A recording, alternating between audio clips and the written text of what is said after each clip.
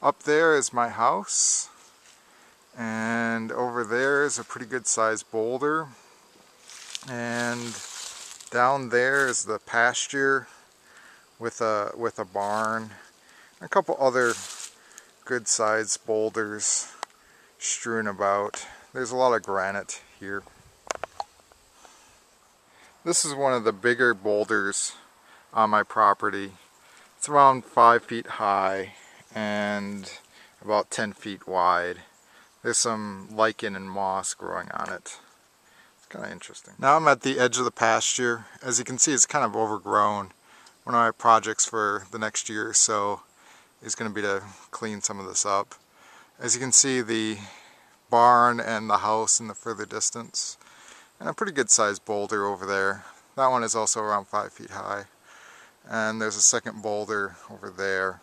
That one's much smaller. This is one of the more marble looking boulders that we have. This is just off of my property line. It's around 3 to 4 feet high. I don't know how well the marble's going to look. This is the edge of my property line. You might be able to make out the barn in the distance, and it basically goes at a 90-degree angle from this point. I have kind of a triangle shaped piece of land, and this is a trail actually that goes through a state park. I'll take you a little further along the trail.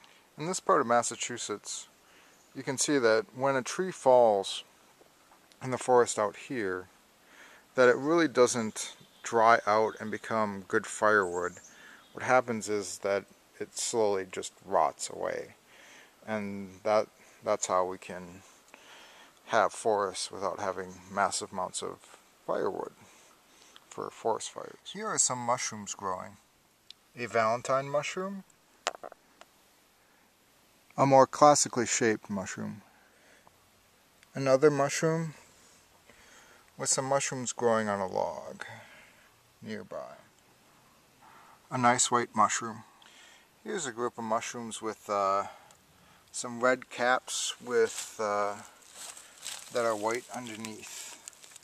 I don't know what these mushrooms are. Here's a nice view of the trail with the sun shining through it, and it's a nice day.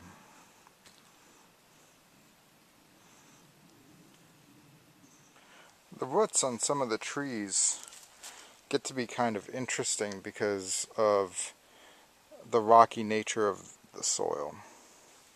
This one is unusually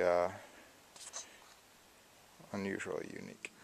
Here's a good-sized birch tree that decided for some reason that it seemed like a good idea at the time to grow on top of a boulder.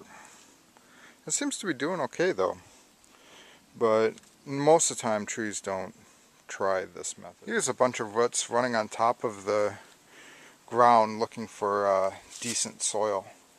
This happens a fair amount here in this part of Massachusetts.